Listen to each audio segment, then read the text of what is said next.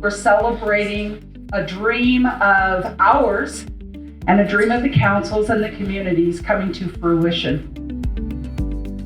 The golf course managed resources to ensure that this clubhouse could be built debt-free. And they brought it in under budget. I really have to say a lot about our city partners, water, power, facilities, IT, what a can-do group of people.